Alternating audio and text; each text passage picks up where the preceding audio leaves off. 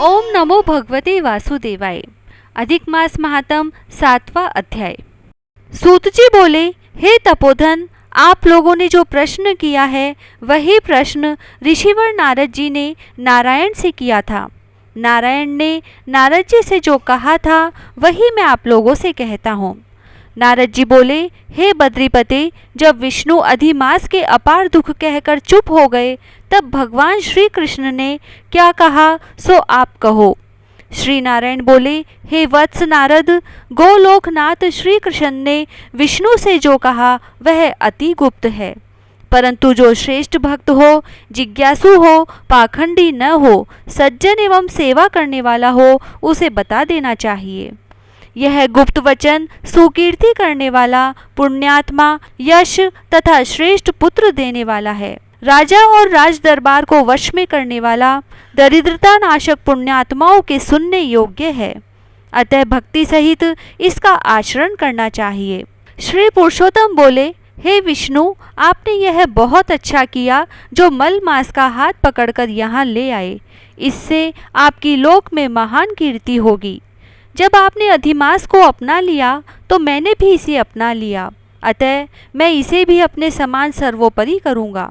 यह गुण, कीर्ति, प्रभाव, ऐश्वर्य, शक्ति, पराक्रम भक्तों को वरदान देने में मेरे ही समान गुणवान होगा। जैसे मैं विश्व में पुरुषोत्तम नाम से प्रसिद्ध हूँ, वैसे ही यह भी पृथ्वी पर पुरुषोत्तम नाम से विख्यात होगा।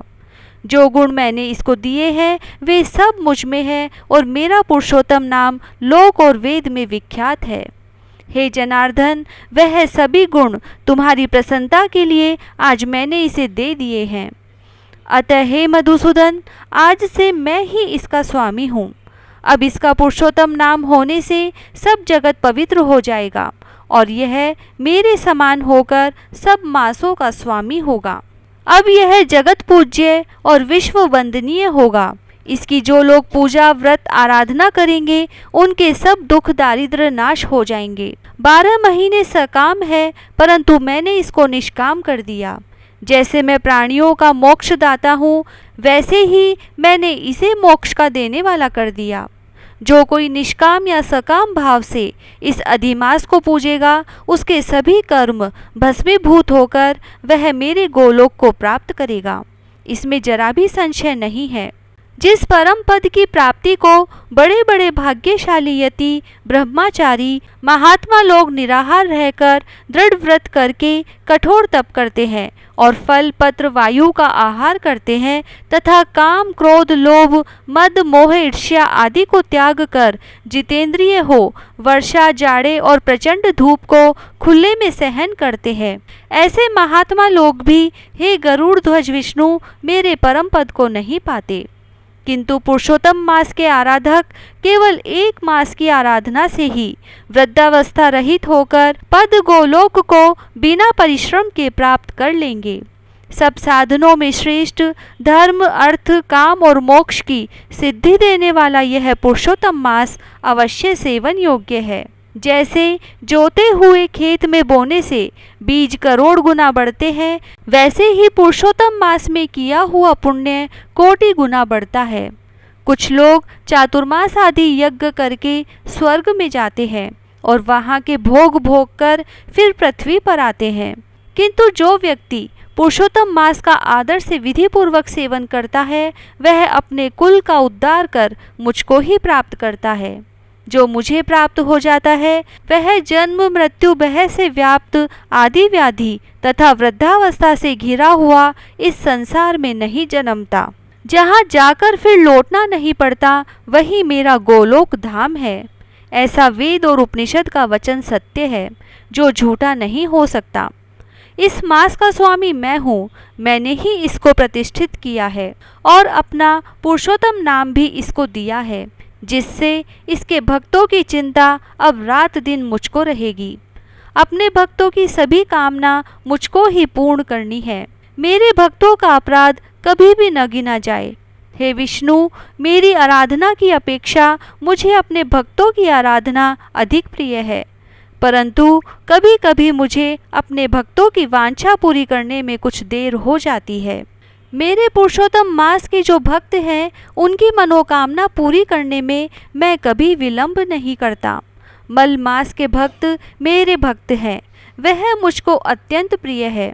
इस मास में महाअज्ञानी मनुष्य जो जप दान स्नान आदि नहीं करते, अच्छे कर्म नहीं करते और देव तीर्थ ब्राह्मण का उपहास करते हैं, वे दुष्ट और अभागे जो दूसरे के भाग्य पर जीने वाले हैं, उनको स्वप्न में भी सुख नहीं मिलता, जैसे खरगोश के सींग खोजने पर भी नहीं मिलते। जो मूर्ख मेरे प्रिय मलमास का तिरस्कार करते हैं और जो धर्म का आचरण नहीं करते, वे सदा नरकगामी होते हैं। पुरुषोत्तम मास प्रत्येक तीसरे वर्ष में पड़ता है। ऐसे मास में जो धर्म आचरण नहीं करते, वे कुंभी पाक नरक में पड़ते हैं और जब तक पृथ्वी पर जीवित रहते हैं तब तक अनेक कष्ट पाते हैं तथा पुत्र पौत्र पत्नी द्वारा दिए गए क्लेशों को भोगते हैं। जो सुहागिन स्त्रियां पुत्र सुख और अपने सौभाग्य की कामना से पुरुषोत्तम मास में स्नान दान पूजा पाठ आदि करेंगी, उनको मैं सौभाग्य संपत्ति विविध सुख एवं पुत्र आदि देता रहूँगा। और जो स्त्रियां मेरा मास व्यर्थ निकाल देंगी तो मैं उनके प्रतिकूल हो जाऊँगा, जिससे उन्हें न तो पति का ही सुख मिलेगा और भाई पुत्र संपत्ति आदि का सुख तो स्वप्न में भी नहीं मिलेगा।